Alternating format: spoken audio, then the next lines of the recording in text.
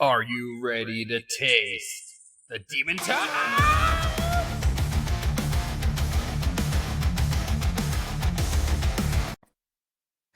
All right. Right. So I made a decision early on that I was not going to read any of his work. So I will not, because he doesn't deserve a voice here. Instead, I'm going to tell a story, a brief story, to be sure. Back when I was in college, my professor, this was my last semester, he asked us, why is our society obsessed with monsters? Right? No one said a word. We were all seniors. We were fucking done. But he repeated the question over and over again. Why? Why are we obsessed with monsters? Why do we love monsters? So being me, I imagined Monster Island with Godzilla, Rodan, and Anguirus, all with their cute rubbery faces waving to me slowly and the soft Japanese light. And then I thought of Frankenstein, Dracula, and the Wolfman, and I'm just feeling happy. And he asks again, why do we love monsters? So, being me, my hand shoots up, and I'm like, without hesitation, when he calls on me, because monsters are awesome! Professor's taken aback. He says, monsters are awesome? Jeffrey Dahmer is awesome? Ted Bundy is awesome? And I'm like, what are you those aren't monsters. Those are people. Those are people who did bad things. And he goes, that's what the monster is. And I'm like, I thought you meant like Godzilla. So, my point being that, of course, monsters come in all shapes and sizes. And many of us identify with monsters. Willingly, and at times unwillingly. That being said, we're here to talk about Neil Gaiman and, well, monsters of his ilk. Monsters like J.K. Rowling, Marilyn Manson, Orson Scott Card. And to be sure, I'm going to give you a trigger warning. My name is King Loki. That's Old Norse for Daniel Sokoloff. And thanks for joining us. We've got Adrian, CA, and our newest host, Brittany. Say hi, everyone. Hi. Hello. We're here. Yeah, we are. So, let's talk about Neil Gaiman. I just want to go on record saying that I found Mr. Gaiman back when I was in high school. I read Season of Mists and most of the Sandman when I was that young, and it was incredibly formative, I mean, I used to have a lot of heroes, and he was the first writer I saw writing about queer people. He was the first writer I saw making the devil and Loki do new and exciting things. And funnily enough, the true name, Loki Wolffather, I got that from Season of Mists when Odin goes down to see Loki in the hollow of the earth. And it's funny because, like, even my books, that I write now, my Demonland books, they've got their roots in that book, I didn't realize it, but all these years later, that initial idea of, like, the angels living in a distant city, distant not just from Earth, but from God himself, and them not really knowing much about where they come from, that comes from Gaiman. And it's hard. CA, I mean, have you read Mr. Gaiman? I've read American Gods, Nancy Yeah. Boys, and I never read, I was never super into comics, but I know that his comic series is beloved by many, many, many. So I'm familiar with it. I've seen some of that work, but I haven't fully. There's very little like it in the world. It is literally genre defining. It's Were you somewhat into that when it was coming out in real time, or is No. that something? Okay. No, it came out in the 90s. I came of age in the 2000s, so yeah. Okay. Adrian, go ahead. I got it when I was in high school. I'm in Okay. my 40s now, so it was the early 90s, and I remember the first copy of Sandman that I got, and I read, it was the first one, and there was death, and, she's basically like this amazing kind of cheerful goth chick who's like really kind, like death was kind. And she says Peachy Keen. And, I have said Peachy Keen at least 10 times every day since I read that comic book in high school. Like, someone will ask me how my day is. It's Peachy Keen. I literally said that on a film set this last week. And I hate part of it now. When you first meet her, she's feeding pigeons, Yes. She's Mary Poppins. She's literally like Mary Poppins, but death. And she's Mary Poppins in tight black jeans, a tank top, and a very cool, stylish unk, and like the goth girl makeup and gotta wear wild black hair. Yeah. Sometimes she's amazing. Cool character. And I identified with her more than anything I had read at that time. Like she's still like part of me. So Yeah, American Gods was a very, very, very important novel for me growing up, too. I was someone who, I deconstructed religion at a pretty, relatively young age. I was 13, I shrugged off a lot of indoctrination to do it. And I really like the Norse gods. I kind of prefigure myself through, like, those archetypes. And, reading this weird book about, like, a guy who's running errands for Odin in the form of Mr. Wednesday was like, whoa, dude, Yeah. Yeah. I loved that novel. I mean, I was still, in my religiosity or whatever when I read it, but I've always just like loved lore and like the various different oh wow, shit. Yeah, he wrote Dan right with an exclamation point. Signed copy. It's pretty devastating. It's pretty fucking bad. It's not just it's similar with Manson. I thought this wouldn't hurt me as much because I've already gone through this with Marilyn Manson, where he's another one who set himself up as the king of the outcasts, and here he is destroying people's lives. But I have one that was particularly devastating, which was the vocalist for Anti-Flag, Justin Sane. Okay. I mean, here's this political punk band that has always stood up for, the disenfranchised. And I've been to so many of their shows. And every time they have been up there with their literal fucking bullhorn, megaphone thing. And they'll scream out, for against injustices. They'll say, women protect women and abortion is healthcare, and like literally like proclaiming to be a spokesperson for the disenfranchised and the oppressed classes. And then I come to find out that he also was a literal serial, abuser of women, like truly several stories coming out. And we're talking several stories, many women. And I listened to an interview with one of his main whistleblower victims that was so difficult to get through because of the nature of what she was describing she endured at the hands of this man, that we talked about this before in our episode about the dueling tarot decks. What is this whole entire reality of concept? Is there such a thing as separate the art from the artist? And we said, well, it's nuanced. It might depend on the situation. It might depend on the severity of the transgressions. And these are those, we're well past the line, right? When you get to that point where like, oh, you're a serial vicious abuser of women. Okay. We can no longer enjoy the art. Like I cannot listen to that music anymore, Yeah, I hear that. I'm somewhat there with Manson. It's just things are so fucking bad and no one else writes with as vicious a tongue as him. He has this one song off his new album where he's like, I want destruction. I want towers to crumble. Who'd want to wake up and this is your world? And it's like, I didn't pay him for that because he doesn't get my money anymore. Like, I have other ways of getting things. But at the same time, it's like, some of the stuff that he did is like unspeakable. I mean, I would throw him under the bus just for Evan Rachel Wood. But I always think about Esme Bianco, who, he tortured. Here's the thing. And this is true of Mr. Gaiman as well.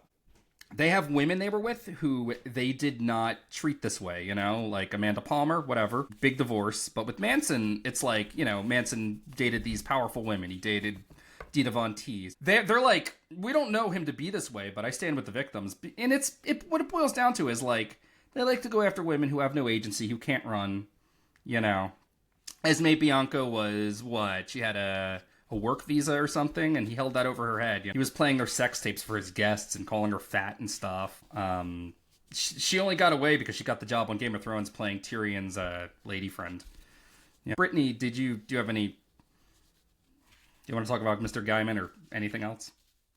So my relationship with Gaiman is definitely a lot less than I'd say you three. I know him from Coraline, and that's the book that I grew up with and that I grew up reading. And I would say that I relate more so to the topic. I was a teenager in the 2010s, like from like 2013, 2014 to like 2018. And one thing that I feel like I can relate to on this, there was a really big epidemic of like of artists, of bands like that would go to Vans Warped Tour. I think one of them was All Time Low. So many women were coming forward of being my age and going to Vans Warped Tour, going to all of these shows, and it's almost like an epidemic in the pop punk like screamo community, of these girls being abused and these girls being taken advantage of. And it's just this horrible sinking feeling, because when you're a teenager, you're sitting here and you got these posters of these boys on your wall, and you're like, ooh, like you think they're cute, you're dreaming of them, and then as an adult you get this sinking feeling of, oh, they would have liked me back. And it just, they wouldn't have admired you though for your art or anything. They would have, exactly. And it's just this devastatingly sinking feeling of realizing that you don't know them. And it's that dawning of adulthood of, no, you don't know your idols. You don't know the people that you really look up to. And it really brings up that topic of parasocial relationship. Right.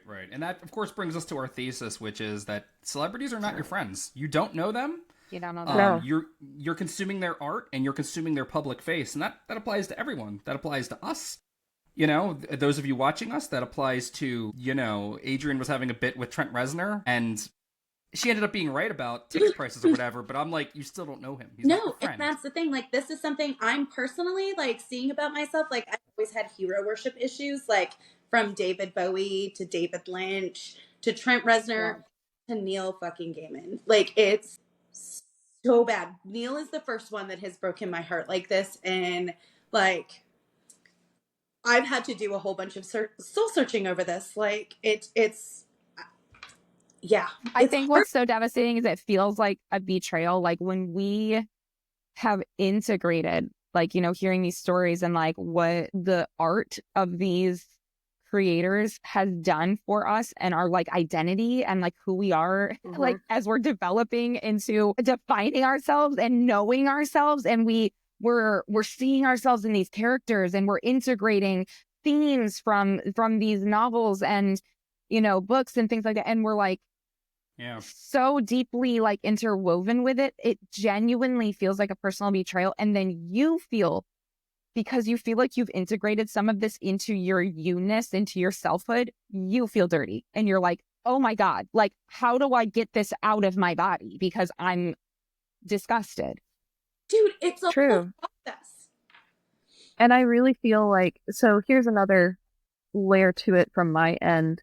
Me and my partner, we go to a lot of different conventions. We go to, I think, like 5 different conventions a year, and we meet a lot of voice actors for our favorite shows and artists and so on and so forth. And everything that we hear every single time without fail, oh my God, it's you guys that make this happen. Like the artist talking to us, it's you guys that make this happen. I'm so appreciative of you being a fan. I love you so dearly. So hearing the artists say these things to the fans, it creates that relationship with the fans for the fans to feel that betrayal. It's like digging those fingers in.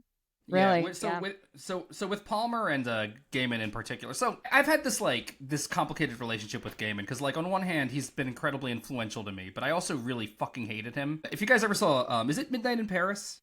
Yeah. Is that the movie? Yeah, with that's Woody the movie. Allen and Mm-hmm. Thank you. Okay. So Midnight in Paris. There's that wonderful scene where the guy asks Hemingway, "Will you read my novel?" He says, "I will not read your novel. I hate it." He's like, "You didn't read it." He's like, "Either it's bad and I hate it because it's bad, or it's so good that I hate that I didn't write it." And that's how I felt about the Sandman. It felt like a wiser, more like older Dan from the future had written this already. And I was like, no, these are my influences. The Bible, John Milton, fucking Norse mythology, Shakespeare. Those are my influences. Those are the things I love. I should have written this. And I was pissed. I was furious. And like, I heard that Gaiman was this guy who was like, kind of like my persona now, where I try to promote like independent writers, and my sign off on this podcast is write poetry, make art. That's what Gaiman did. I'm like, fuck you. You made my art already. You know what I mean? And I hear that Palmer is like, ooh, we don't have fans. We only have friends. And it's like, that's encouraging the parasocial relationship. That is encouraging this flirtation with, come into my house. And then, You read about how, like, fucking Scarlett Pavlovich was invited by Amanda Palmer into her house so that she could bathe in his garden.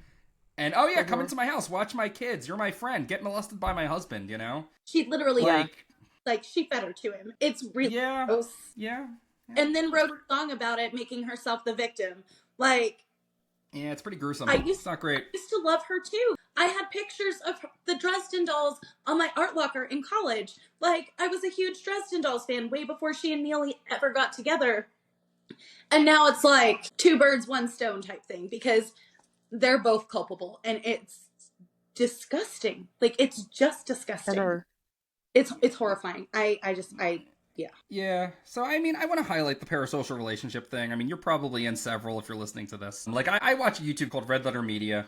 I refer to it as Mike and Jay just because, to me, they're my friends. Even though I've never met them, they go out of their way not to interact with their fans because they don't want anyone coming even close to their personal lives. But it's a thing we all do on some level. You might do it with Kramer and Seinfeld. What the fuck do people watch these days? Oh my god, media's fractured. I don't know. Whatever. Supernatural's a good example. Yeah, like that's kind of my point. Like, we all do it to a certain degree. We get invested in stuff and the people we watch, and I think what a lot of people are going through because I mean, I was speaking with an associate over in the UK, and he was telling me that Harry Potter was very, very, very important to a lot of queer people in the UK, and obviously people the world over loved Harry Potter. Queer people the world over interacted with this, wrote their fan fiction, put on their plays, and made their fan arts, and so on and so forth. But apparently in the UK, this was like a big fucking thing because she was theirs. And they all went through this when she came out as a rabid transphobe and then got worse and expanded into Holocaust denialism and all that narishkeit, And it's like, how do you protect yourself once you realize you're in a paranormal? Yeah. Parasocial relationship. It is paranormal.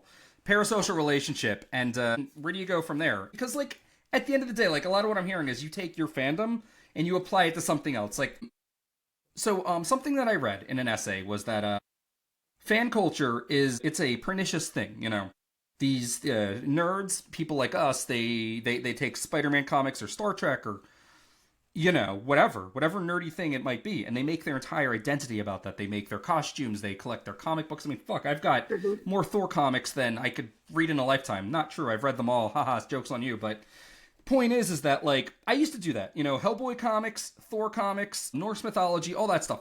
I talked about Mike Mignola, Neil Gaiman, Stephen fucking King, I've moved past it. Like, since the Manson breakup I went through, like, I spend all my headspace in my Demonland books. Like, I'm just building my own stories. And I mean, like, not everybody can do that, but there are more constructive ways to build an identity, right? Mm-hmm. Like, having ownership and knowledge of, like, of the year Gwen Stacy died and how many Green Goblins there have been. It's cool when you're going to see the Spider-Man movie that all this stuff and you can gatekeep people and be mean to them because whatever. But what else you got going on, I don't know. What do you guys think? I mean, we've all had to deconstruct, so how have you guys dealt with this? Okay, so, I mean, we all know that I've got my freaking vampire obsession.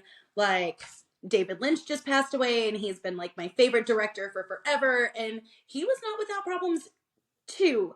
But they weren't, like, this. I think being able to, like, I think this has, like, forced me on, like, a very personal level to look at how I do. Like, we had that conversation about Trent Reznor. Like, I take my things very seriously. Like, the music that saved my life, the movies that have saved my life, the books that have saved my life. And, like, it does all become, like, part of me. And I'm like, I'm the person that can tell you who was in what and what that movie was and what other movies they were in. Like, we all know that I'm that person at this point. And I do sometimes think of them as, like, people that I know, like, the Trent Reznor ticket thing where people were trying to sell the Nine Inch Nails tickets for, like, $800 to $400 before they were even on sale. And I was like, Trent wouldn't do that. And Daniel had to be like, okay, Adrian, but, like, this is something you need to know. Trent is not your friend. And he's not my friend. I don't know him. I've made jewelry for his wife. and she wasn't actually very nice, you know, like, it's Yeah. a thing. And like having the validation of like when he sold the tickets and they were only like $49, I was like, I knew it. But that was like that moral connection. Like okay, I always say that expectation is where hope goes to die, right? Like that's like a thing. But dude, I have been catching myself, especially after this whole Neil thing. Like, I do have expectations. I do. I have these expectations of these people that I don't know personally, that have done things that have been so personal to me that like I connect with them.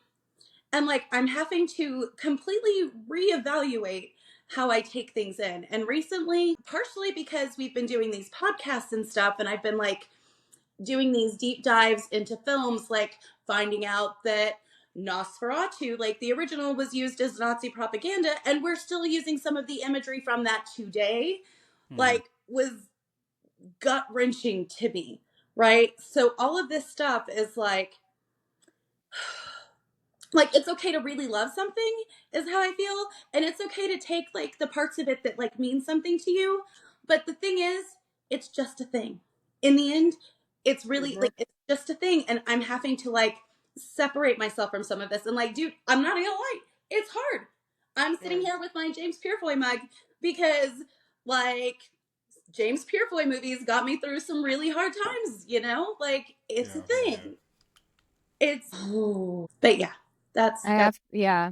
I understand that. I agree. It's real shit. Yeah. I'm not crying right now. I'm like totally crying. I'm sorry, guys. No, it's an emotional thing, and that's actually It like is. the emotion that's coming out of you is so indicative of like why we're having this conversation in the first place, right? Thank you. Exactly. I think about this concept, right, of fandom, and what is interesting for like my personal experience with it is how, for me, participating in the various fandoms that I have found myself connected to over the course of my entire several decades of life is like, that's community, right? So we as humans, we're social beings, and we want to be socially connected and feel a sense of camaraderie and a sense of community around like-minded individuals. And so many of us find that sense of community in these fandoms, that we connect with our fellows in that way, right? Like, oh my God, like you read the same book as me, you listen to the same music as me, you get me, like I'm not alone. and then it's like, and then you realize, like, because we're connecting over this same piece of art, there's something. So like, if you're visually watching this, right, I have somebody here on the left and somebody here on the right, and they're meeting in the middle, and that middle point, that line, that perpendicular line that's going up and down between them where they met, is this person's art, which means somehow or another, the voice or the message or the theme or the energy of the art that this person is creating is able to bring people together. It's able to bring you to yourself in some cases. Like, how many of us have listened to a song or watched a scene in a movie or read a fucking page in a book and went, oh my God, it's me. I never knew how to say that. I've been feeling that feeling my whole life, and I never knew how to verbalize it. And you just did that for me. And now I know myself better because of this. Yeah, like, exactly. This is huge. Like, this is why we consume art, right? Like, we are a podcast that is filled with, hosts that are obsessed with consuming beautiful, weird media, whether that's books, movies, comics, whatever. And we're creators ourselves. And it's like, it almost gets to the heart of the question of like, literally, what the hell even is art, and what's the purpose of it? And who owns art? They say like, well, once you put it out there, it's no longer yours, right? Like, it's now public domain. It belongs to the ether. It belongs to the everything and the everyone. It's not yours anymore. Well, then isn't that crazy, right? Because then it's like, okay, well then whose voice really is that, And, for example, with like the Harry Potter fandom, Harry Potter was like a huge, huge, huge one for me. Like, I went to the midnight releases of the books. I'd be sitting in a Borders at 11:30 at night, and dressed fully in a Harry Potter costume, waiting for a book to be released at midnight, Kids these days, they could never. They don't even know. And anyway, and so like this was huge for me, a huge part of my identity. And then everything fucking happened with J.K. Rowling and her going off the deep end. And so there was big conversation and rift in that fandom, you know, as that was all playing out. And what I saw emerge as, I guess, the majority mentality around it was, well, we're not going to support this, you know, woman or this franchise financially anymore, right? Like, but we can support like Etsy creators who are creating Harry Potter inspired memorabilia and whatever. And we what would we say? We'd say Hogwarts is ours now, right? Like Hogwarts is our home. Like, it doesn't belong to her. It belongs to us. Like this is our family. This is our fandom. Like literally fuck her. And that's, you know, that attempt to separate the art from the artist. I don't know that it's a perfect solution. It's so hard because there's like literal, actual, experiential, visceral grief that happens inside of people's bodies when these situations occur. Exactly. And this is where I feel like separating the art from the artist really comes into play. Because as we're talking about this, I feel as if I came to two realizations.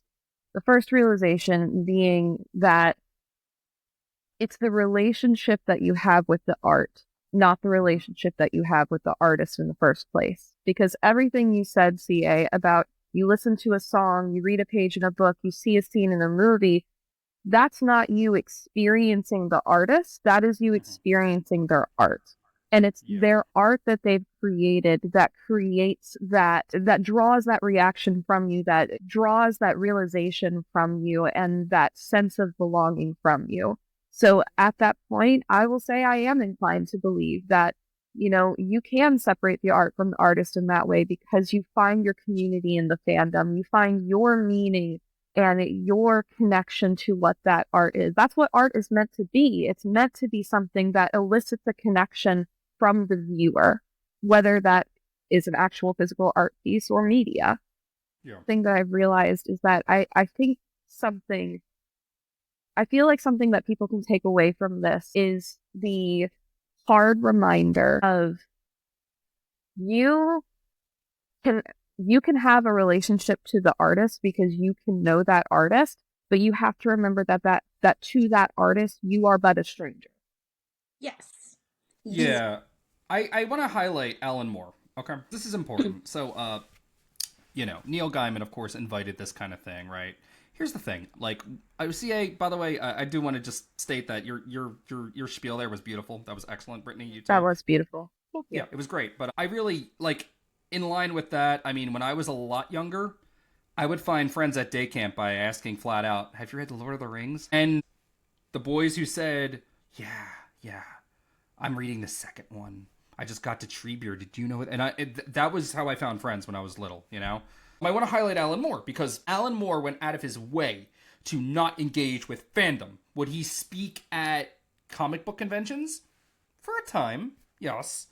Mostly to say nasty things about other comic writers who were doing this thing that Neil Gaiman did and has inflicted upon us like a curse. You know? He would not do that. In fact, he would shit on his fans specifically because they didn't really understand his work. But, like, here's the thing. Yeah, so when you're reading The Lord of the Rings, you're not thinking about J.R.R. Tolkien's Catholicism or his friendship with C.S. Lewis, which probably hurt him more than it helped him, honestly. You know? Why is it that with Neil Gaiman, we're thinking about Gaiman, you know? It's because it's brand. It's brand, yes, but here's the important thing, okay? And I think this is very important because, you know, I just reread A Game of You and A Season of Mists because those were the two most influential books to me. A Game of You is the first time I saw a queer person, specifically a trans person, in anything, period. And it was one of the most sympathetic depictions of a trans person and remains, even though it's a little problematic. I don't need to get into it. Go read it. It's pretty good. Go fucking buy it used and read it, you know? But my point is that, like, I'm left wondering if, like, Gaiman actually believed all that advocacy, all that stuff, you know? Mm-hmm. And at a certain point, it doesn't really matter, but here's the big thing. You know, he wrote it back in 1991. That's when it was published. That was 34 years ago. You know, my boyfriend, when we were in the car discussing this episode, he said that people change. They don't always change for the better. Even evolution is not a straight line. There are bumps, there are curves, there are dead ends. And sometimes people are meant to just become monsters. When Marilyn Manson wrote Antichrist Superstar, his first big album, he had 2 albums before that, whatever, enough said about that. The less said about that, the better, right? My opinion. Antichrist Superstar is essentially the story of a boy, a little white trash boy growing up in a trailer park who suffers horribly at the hands of bullies, American culture, advertising, church, all that. He's referred to in the album as the Worm. And he dreams of becoming a rock star. And when he does, when he becomes the great Antichrist Superstar himself, his only goal is to bring the entire world that harmed him to ruination and destruction. Now, I don't think at the time Manson really thought that's what he wanted. I think he was parodying the corporatism of the American rock apparatus, you know? This culture, not just rock, but corporatism in general, this culture that, you know, makes you buy specific brands of toothpaste and makeup or else you'll never be accepted and so on and so forth. You know, this culture of cruelty, you know? But it's funny how, you know, 30 or so years later, he has become that very creature. And the same with Gaiman. He hasn't written anything, has he? Like in recent years? No. Yeah, like that the comic book behind me, The Dreaming #1, he didn't write that. He wasn't really involved in the Vertigo relaunch. He just puts his name on it because, as Adrian just pointed out, it's a brand. And what I'm trying to say is that, like, He did write Ocean by the Lane, or... That was not recent. That was not recent. Oh, it feels recent. I'm old. That was like 10. Bro, that was like 10 years ago. Yeah, it's crazy. Well, something that was coming to mind when we were talking about this whole concept is how way back in like Roman times, they would refer to the muse, right, as the source of actual creative output. And it wasn't attributed to the artists themselves. And that was done for 2 reasons: to protect the art and to protect the artist. Because if the thing that got created was bad, well, the muse just wasn't with me today and just didn't work out. But then if the art was good, it didn't get credited to the artist. It was like, wow, the muse was really with you. Like, praise the muse or whatever. And plausible deniability. Yeah, and I find that so interesting. And I'm like, maybe we need to return to that. Maybe we think of art and creative output as a living entity in and of itself, separate from like, the artist is almost just like a vector or a vessel for these ideas to come through. And so therefore, when we are enjoying a piece of art, it's the art itself. The muse provided it, right? Yeah. Capital A art, you know, energy flowed through this particular artist on this particular day. Lucky them. And now we have this piece of art, but it really isn't necessarily about them. Now, where this gets tricky is when artists are using so much of their actual real life lived experience to infuse into what they're creating. And then when that becomes the thing that we connect with, because, oh my God, me too. Like I also have that chronic illness, or I'm also gay, or I'm also whatever. And we are now identifying with a shared lived experience with this person.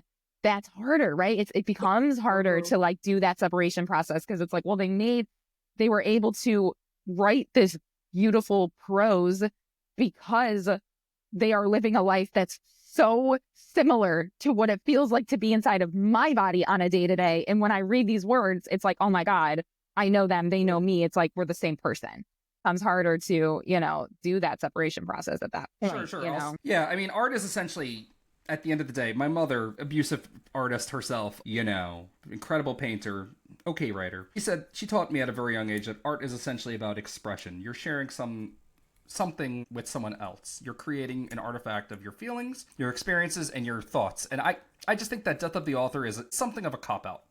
It can leave you with a very anemic reading of a text and, well, frankly, rob a text of any meaning outside of what you bring to it. However, sometimes a text will speak for itself. I mean, you can read A Season of Mists and see Lucifer rebelling against something he really can't rebel against, and his frustration when he does it anyway, and he knows he can never get out. You know what I mean? Like, I don't know. It's tricky dicky. And like most things, it is what you make of it.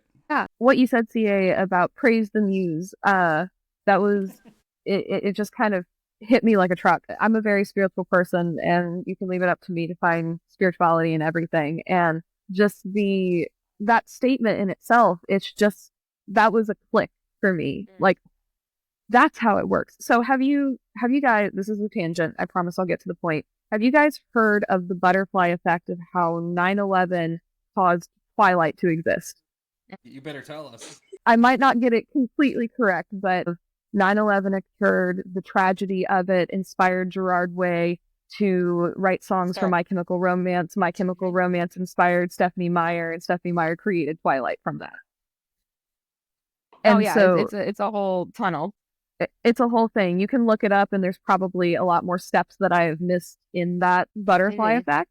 But that particular instance, I feel like, is a really good example of, oh, praise the muse. Definitely not praise the muse for 9/11. Please don't take that out of context. You said something worse. You said praise the muse for For Twilight. Thank you, Daniel. I wasn't gonna say that, but you get. I will say I am a this. Twilight apologizer, okay? I have a signed copy of Breaking Dawn. I do. That is awesome. I met her. I was gonna be really mean, but then she was like really sweet, and I didn't have it in me to be an asshole, you know. I am a Twilight apologizer. I feel like it's one of those things. It's like junk food. You like, honey? Oh my god, yeah, absolutely. Empty calories. Twilight all the time. Yeah. Tasty, like giant bag of Skittles. Yeah. Yeah. Oh yeah. Kids But these it's days. essentially that. It's that it's again, praise be the muse, that allows for people, us as humans, to become so creatively inspired by our experiences to create these things that other people can connect to. And on that level, it becomes a very spiritual level. There's a lot of people that we could probably talk to that have spiritual connections to the artists that they are inspired by. They listen to this music, they read these books, they watch these shows, these movies. I will even say, I can speak from my own experience. I have a very, in my personal opinion, spiritual connection to Supernatural. It's my favorite TV show. I have the anti-possession symbol tattooed right here on my leg. I feel very connected to it because I feel so connected to the plight of the characters and the things that they go through and the emotional aspect of how they develop as themselves. And it was through that show that I was able to learn a lot about myself and the way that I believed and how I fight and how I stand up for the things that I believe in. And again, coming back to praise be the muse, it's almost as if the muse is what is supposed to teach us, and not teach us, help us learn about ourselves through the beautiful art, essentially. And it's almost as if I am coming to the belief that the artist is merely the vessel for the message that we are supposed to receive. Yes, and I think that's why this conversation is hard, right? And that's what, you know, Daniel was just saying as well, which is just like the attempt to pull off death of the author is it's futile because we can't. Like, we can try our best, right? We can try our best to do this and say praise the muse, not the artist, whatever. But also, like, we are so connected to these human beings. We just are. And, like, we can't pretend that it wasn't that pen that wrote that piece. Exactly. You know what I mean? Exactly. And in a lot of cases, as I was saying before, like, it is actually very specifically the person's lived experiences that are infused into this thing that we're connecting with. And that can be, in some cases it's not, you know, some cases it's not really about their personal lives and all, but in other times it is.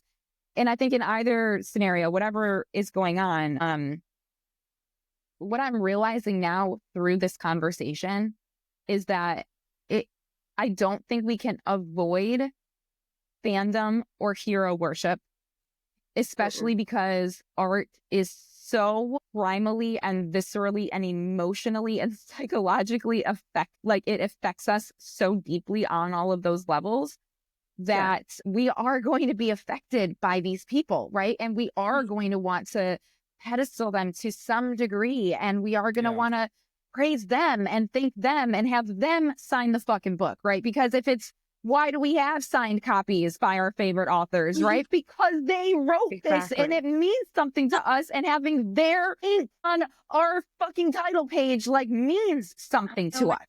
It does, You know? yeah. Merely the vessel, but blessed be the vessel.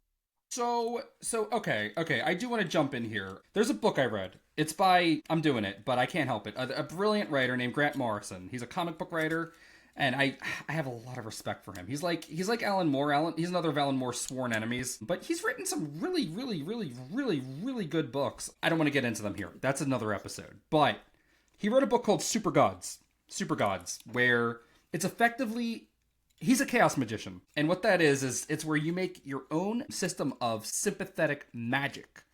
And it affects your life through the power of suggestion, perhaps. I don't know. It's very complicated. But it works for him in his comic book writing. And the way he writes Super Gods is in a very spiritual way. When he talks about Superman and he talks about, like, Wonder Woman and stuff, to him, they're all just ageless gods that he is allowed to play with for a while.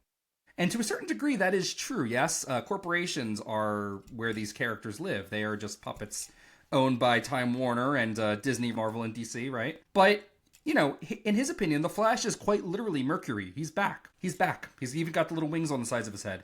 Even Thor's here, you know? Shazam is an old-timey magician.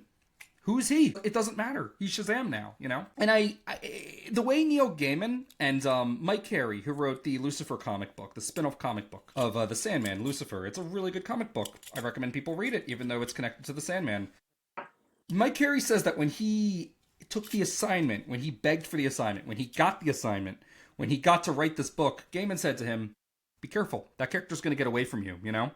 And, you know, as a fantasy writer myself, I sometimes talk about how my main character, Splinter, he often gets away from me and does things I don't want him to do, and I can't help it, because I tell people, don't be mad at me, I just wrote this, you know? I was writing a book about his Splinter's little sister, and he showed up in it. I couldn't do anything about it. I mean, you could say that's a cop-out for my shitty writing, but I really do feel like at a certain point, like, this stuff kind of gets away from you. Like, Stephen King, he said that he doesn't even remember writing Carrie. He doesn't remember writing The Stand. He doesn't remember writing It. And, I mean, there's some weird stuff in It, so maybe that's a cop-out, but I think there is something to, like, I am a skeptic when it comes to spiritualism, but I am partial to it because I have experienced this very thing, and I think that a lot of writers will play to it. But that brings me to my next point about Gaiman. I read a quote from him. This was in this article that we all read about, Mrs. Pavlovich and Carolyn Walker. He said to Amanda Palmer that he didn't really believe in love, that it's just something that writers write about. And she's like, but you write about it? He's like, yeah, writers make up a lot of stuff, right? And I'm kind of like, huh. Here's the thing about Gaiman. I have never seen anyone say this, but he's the first writer I read who wrote like a Jew. I'm a Jew, you know? The Jesus and all that stuff, I don't even really understand it. Like, I'm reading the New Testament because I'm training to be a help agent for recovering from religion. And, like, it's some of the weirdest, most pathetic stuff I've read in a very long time. I can't believe people like this, you know? Gaiman is, like, he writes about angels, he writes about demons, he writes about hell, he writes about all this stuff. No Jesus. Never makes an appearance. The Lucifer comic is similarly constructed. Not written by a Jew, but it's from the same fountain, if you will. When you meet Yahweh, he's not even in the Silver City where the angels live. He has like an incarnation. And it's because in the Jewish mystical tradition, Yahweh is too great to understand. He's not just a person, you know? He's distant, he's all-powerful, he operates on a level you can't conceive of. And, like, when a lot of Christian writers write their terrible romance novels, or their God's Not Dead, or Left Behind, or any of that, you know, the Jesus will show up, and he'll hug you, and be real personable and stuff. He'll act like a character in the Thor comics, you know what I mean? Just another guy. And, like, I don't know. Neil Gaiman was a Scientologist. His parents were Scientologists. Gaiman worked as as an auditor. Mm-hmm. That's where you go into the Church of Scientology and you tell them, I'm having all these problems, I'm depressed, you know, I'm having suicidal ideation, and they say, oh, sounds like you've got some thetans, let's do some auditing. And they take out their little device, they hook it up to you, and they audit your thetans and charge you a few $1,000s. That was Gaiman's job. And what I'm getting at is, like, you know, I just, like, I feel like I got played. Like here's this guy who writes like me, thinks like me, but doesn't really believe any of the things I believe, perhaps, you know? And it's like, I can read A Season of Mists and cry at Lucifer's plight. I can read A Game of You and feel bad for poor Wanda, you know, his hapless trans character who he kills in the course of the story and then shows it's okay because in death she got nice curvy hips and big breasts. She became a real woman in death, you see. You know, and it's like, huh. Oh, yeah. It's problematic, and it casts a nasty light on everything. And like with Gaiman, it's really hard to separate him from his art because he presented himself as this person. It's the same problem I'm having with Marilyn Manson. The only thing I can relate to with him now is his vitriol and bile towards society. But right now, all his bile is towards society because it's rejecting him for being a rapist. So, you know. Yeah. There's no ethical consumption of Manson. With Gaiman, I don't know. I don't know if the gulf is that great, but it's there. I feel like he, especially with a job like that, knew exactly how to play a part, right? Like, he's very good at, like, hearing people's stories, you know, like all of this kind of stuff anyway, because he was literally trained to, you know, listen to people's sins, essentially, right? Like, he collected them. That's what he that did. is, yeah. So he's like a sin eater, basically. But I mean, you and I have talked multiple times about how I, like, when this very first happened, I always felt like, you know, he always presented himself as like one of the heroes in his books when in fact, like, he's actually one of the monsters he created. Like, he's just as much of a part, and it's so easy to see the good parts of him in, you know, like Morpheus, or like even in Neverwhere. Like so many of these characters that he's written, like there's you know, like these complicated, very human things, but I think that's because he didn't really know how to be human. He was just really good at interpreting humans. Does that make sense? Morpheus himself is pretty monstrous. He's terrible. Like, he sends Nuada to hell for 10,000 years for rejecting him. I know. He does, you know, so many bad things, and basically his entire demise comes because, like, he can't really change. You know what I mean? Well, you know how they always say, like, oh, never meet your heroes. And then the other phrase, right, of like, you know, a hero either dies a hero or lives long enough to be discovered that they're a piece of shit. I don't know, I'm paraphrasing and making it my own, but essential sentiment, right? Like, if somebody is like a hero, it's because they died early on enough in whatever it is that they, you know, managed to scrape away with hero status before some terrible whatever came out about them. I'm not Adrian, that quickly, cynical. kill me. I try not to be that cynical. I'm not that far gone on the spectrum of cynicism, but I do think that I am like approaching hero worship much more cautiously. Me you know, the too. older I get, Exactly. the more incidents like this that happen. But that being said, like I said, I do think fandom and hero worship is like an innate, like, human experience that we almost can't avoid. So therefore, if that's the case, how do we prepare for watching our heroes fall? And maybe this conversation is ultimately really about learning how to grieve an ideal, learning how to grieve the fall of a hero, learning how to move through like an actual grief process and calling it what it is. Because it is Exactly. you are grieving what his works meant to you. You are grieving who you thought he was. You're grieving how you related to him. You're grieving all of these things because they're so personal, even though you don't actually know the real person. You know what it reminds me of? It reminds me of like when somebody finds out that their spouse has been cheating on them for the last 3 years.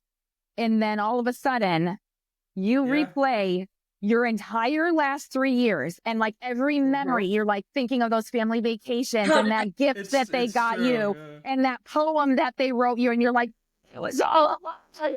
Yeah. You know, and you feel so betrayed, right? That scene from Mrs. Doubtfire, the whole time, you know, and you're just like, and you go back through and it's like you replay the entire experience that you have with this thing and you're going, oh my God, now I have to recontextualize this entire thing in my brain of like what it means to me. Exactly. I just want to see Neil Gaiman pull this master crap with Rhea Ripley so she can knock him on his ass. Yeah. Who's your mommy now, bitch? You know. Please. So I feel like one of the Through a table. that's happened for me because of this was because I do have those connections and those hero worship things about me, you know, where it's like, oh my gosh, they did this thing that means so much. It's like the circle of art because art inspires art. Exactly. It's my favorite things about art. But I think one of the things is like knowing, like having like the personal knowledge that you do have these connections and that this is a thing and can happen. Like it does make you see it differently. So you can be like, okay, I do feel like this, but like Daniel has told me multiple times over the last couple of weeks because like it's been a thing. It's like you don't actually know this person, you know this work and you know what it means to you and you know what it means to other people that you associate with that you've made friends with because of this work. You know what I mean? Yeah, Exactly. you know what? I went through this with Mr. Poe also because I went out of my way not to engage with his life because he was such an inspiration to me when I was a teenager. He was instrumental in getting through, you know, my the abuse that my mother levied at me. Like, you know, I just was like, I don't want to know. Like, I heard like a whiff of something. I was like, no, nope, don't tell me. I don't want to hear about Virginia. I don't want to hear about his fights. So when we sat down to do our first episode about Mr. Poe and his romance with Sarah Helen Whitman, which you should totally check out. Nice plug. You know. But anyway, it was really hard for me to read that stuff. And yeah. I mean, at a certain point, it's like, you know, is this just your Tuesday? Like, you know what I mean? And you kind of have to take it for what it is. Again, I can't say enough that, like, my end result is always going to be that your mileage is going to vary depending on who it is, and what you could do with it. But at the end of the day, you are engaging with the work and not the person. Right. That person might Exactly. be dead. And you have to make a decision. Like, with Orson Scott Card, I decided I was going to read Ender's Game. I bought it used. I was not giving that bigot my money. Because that money would go straight to, you know, the Family Foundation or wherever whatever hate group he donates his money to, you know? And I'm glad I did because, hey, Ender's Game, hell of a novel, has nothing to do with his homophobia. Great novel, incredible, one of the best sci-fi novels I've ever read. I can't say the same for Xenocide. Like it, think it's pretty good. Speaker for the Dead, excellent. But, you know, I think that it should come with that trigger warning of like, you should read this book, it's really good. The writer's an asshole though, so, you know. I think having Exactly. like accepting the fact that like some of these things are not what we think they are. Some of these people are not who we think they are. Right. Like, be prepared, I guess, for that. Like, accept the fact that, like, you know what? People are people, and some people are bad people, whether we like them or not, or whether they write beautifully or create amazing art. Neil Gaiman, like the Dream Hunters book of Sandman, is how I started painting. I found that book and Amano had done the paintings in it, and it was so morbidly romantic and haunting. And it's like this fairy tale, and the paintings were so pretty. I found it in high school, and it literally, like, it made me take a watercolor class. And I mean, now look at what I do. Does that have value? Absolutely. Like it So I don't... does. Yeah, no, absolutely. And I don't have the full painting downstairs yet, but like, you know, Adrienne gave me the full painting. She painted the cover for my first book. I re-released it with her cover. I mean, it's incredible. And like, in a certain way, it wouldn't be there without that book that Mr. Gaiman, It was, you know. I have it right here, actually. Like, You want to hold it up? yeah, I do. But let me find like one of the really pretty ones because there's like so many pretty ones. But like, this is like look. It's the only one I didn't read. I didn't read that book because I didn't like it. My favorite one besides like anything with death, basically. It's probably really fucking good. It is really fucking good. It is really fucking good. And my mom bought it for me on this like really emotional day, and we didn't have the money for it, but she somehow knew because Like, I was obsessed with his work anyway, and I had been like going through his novels like crazy, and like we were at a Hastings, which doesn't exist anymore, which is really tragical. And there it was. It was my senior year of high school, and like I saw it, and it was the most beautiful thing. Like, I was immediately drawn to it. It was the most beautiful thing, and the story was so beautiful and sad, and it just, oh my God, it was amazing. And the next year I started college and started painting, you know? Like, I wouldn't be... I'm having this like weird analogy run through my brain right now, though, about like, it started in my brain as this question of like, can the art still be good, beautiful, and true, even if the person who created it is a piece of shit? And immediately my brain wanted to be like, yeah, sure, of course. Like, the answer is yes. Right. Okay. And then it started like crafting this analogy in my brain of like, all right, so you're at a restaurant and somebody serves you a beautiful plate of food and you eat the whole thing. It's delicious. And then later on you find out that the chef who made it, their hands were filthy and there were cockroaches running all around the kitchen the entire time that meal was being made. Food. But then you're like, do I puke now? Do I vomit all of that food out of my stomach? But like, it tasted so good. I don't understand. And would I eat it again? Like, yeah, probably, but I wouldn't want to pay for it again. Like, it's so, you know what I mean? It's like your brain, like that it's like you glitch, like you don't know how to like. Exactly. Well, then maybe it inspires you to create your own food, right? Exactly. And then a whole other.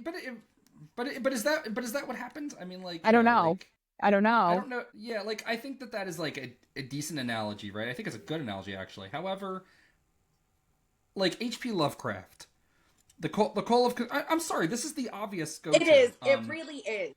The Shadow over Innsmouth, right? It's a story about inbreeding. It's a story about racism. It's a story... There's even like almost a guy evading lynching, ironically. And he's about to be lynched by fish people. But like, it's a story about people with like a weird religion. They really come from the sea, you know what I mean? They look weird, and it's about how multiculturalism is a bad thing. It's demonic. The horror at Red Hook, same thing. He runs into a Jew who takes him to his creepy fucking...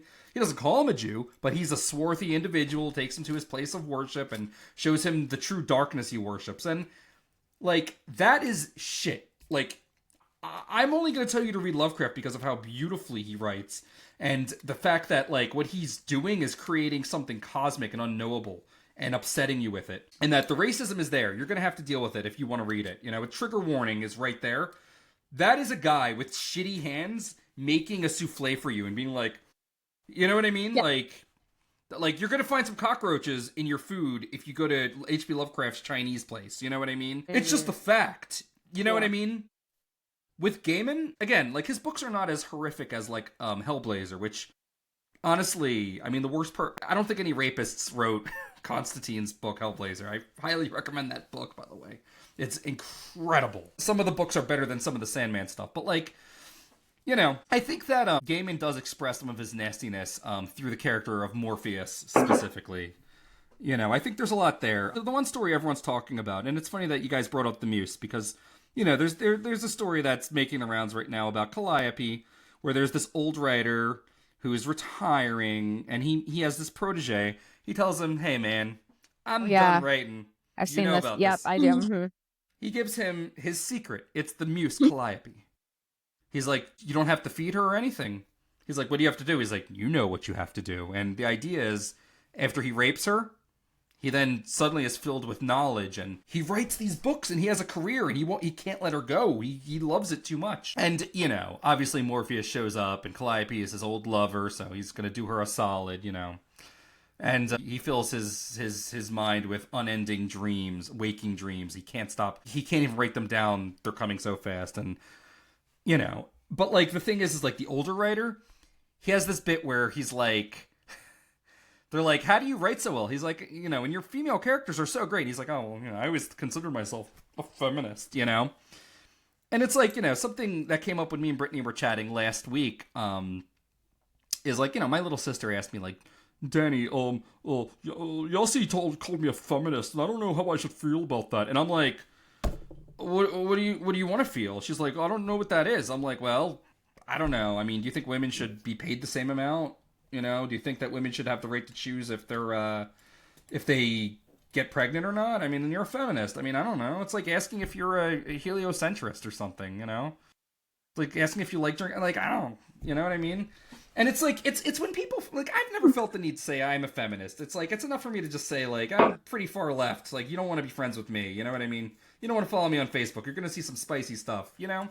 Well, it's like I always say, most people, like, if someone has to say they're a nice guy, or if they have to, like, make a statement that there's this or they're that, Red flag. they're not, that is not who they are. That is them telling you they're actually not that person. And this has been another life lesson for me. And I know so many people relate to that. CA, your face. Brittany, what's your takeaways? Where are you? We've thrown a lot at. I want to hear your voice. Yeah. My takeaway is separating the art from the artist is truly nuanced. It truly, summing it up into one phrase, it is truly nuanced. And there's so many, at the end of the day, it's the relationship that you create with the art.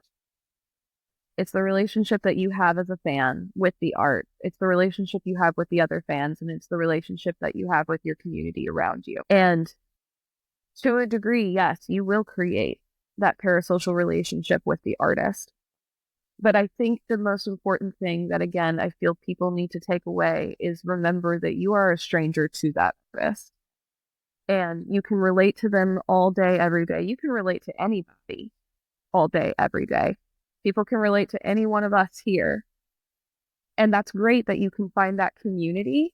But the true community that you're going to find is the other people, the fans that you relate with, because you're going to look at each other and say, you experience the same thing the artist experienced. Okay, now we have a relationship that we can build off together. We can create a friendship. We can create something more substantial than the relationship that you're going to have with somebody who doesn't know that you exist.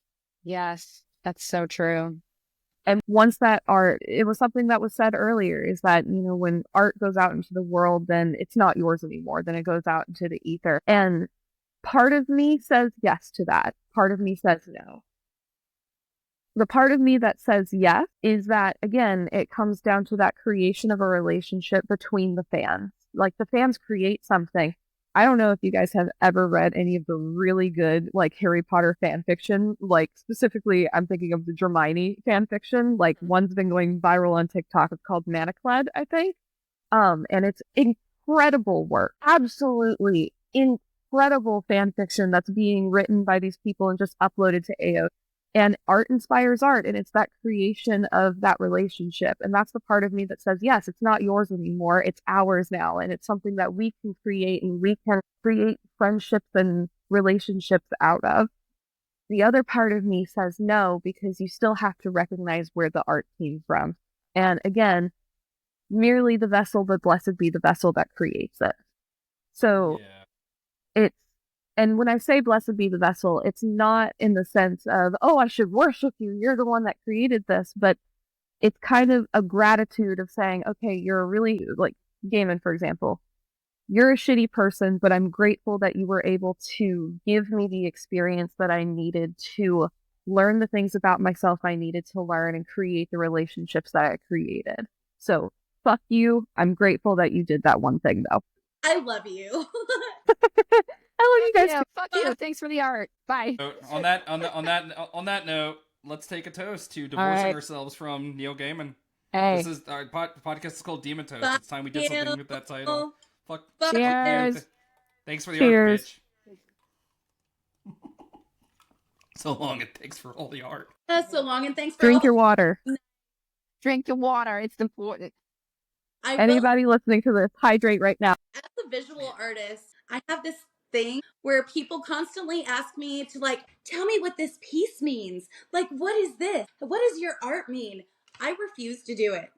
Like, when I was younger, like, I guess I played the art game, but, like, no, because what a piece means to me when I'm creating it is one thing, but once I'm done with it and I'm hanging it and people are viewing it, like, and if whether I post it on social media or it's in a show or it's on the fucking moon, like, the people viewing it have their own stories that they connect with it.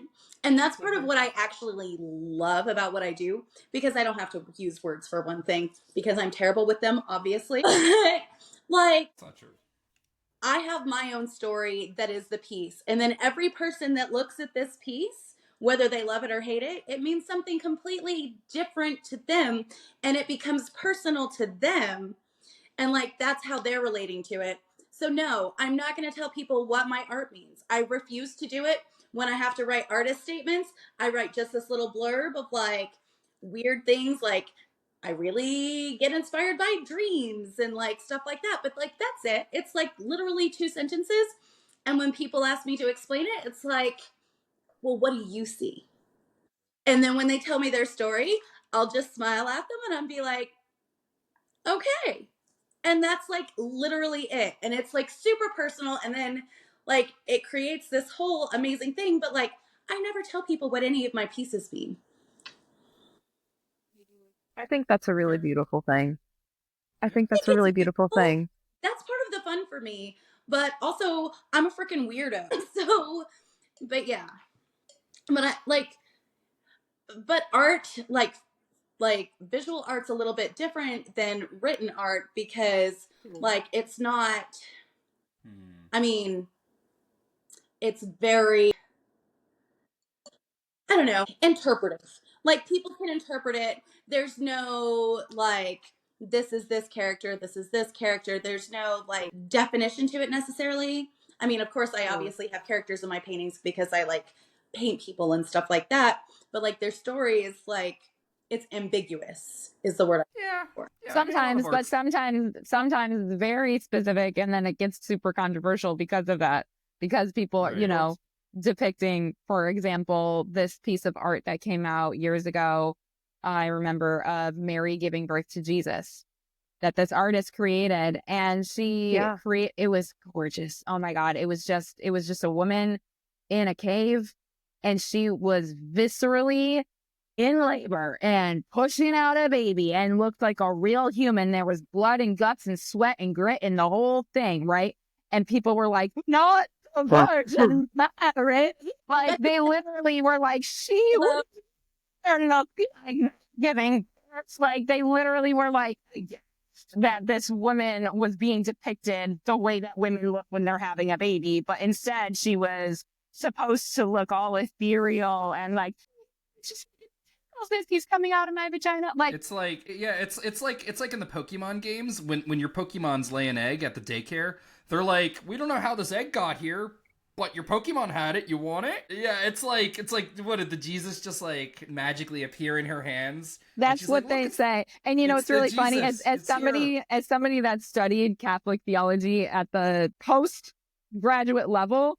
The actual answer to this, at least in the Catholic Church, I don't know what other churches say, but the actual like Catholic theological stance on this exact topic, they say that the birth of Jesus went as follows. Stop. Jesus came into the world like light passing through glass.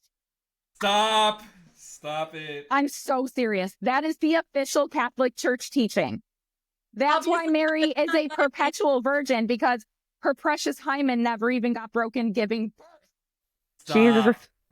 Bro, that's fucked. I don't even know what that means. That is the Catholic stance, is that she is Mother Mary, ever virgin.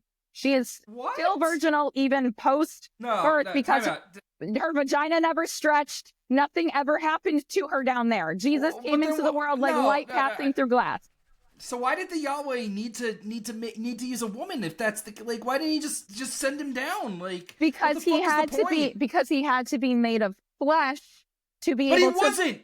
To be able to pay the flesh blood sacrifice of human sin. No, stop! Don't try to understand it.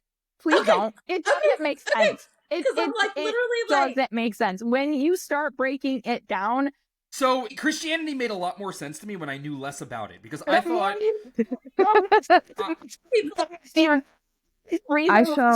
these scholars, the more I thought indication they go, the more they actually study this, the more atheist they like. Anyways, to sum up, yeah, I think that it's rough, and at the end of the day, we're all gonna have to find our own way. But be aware of your parasocial relationships. Yeah. Yes, they are. So yeah, that person you're obsessing over, that person you're taking inspiration from, who's like you but bolder, braver, and more powerful. Probably not. You're just not. You just haven't written your masterpiece yet. It's coming.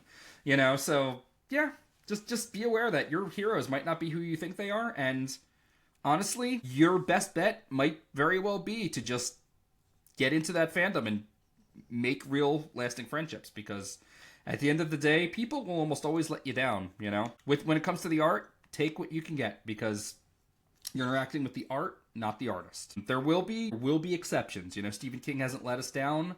I've heard Ron Perlman's absolutely lovely. Guillermo del Toro hasn't let us down, but again, don't bank on it. They're not your friends. Celebrities are not your friends.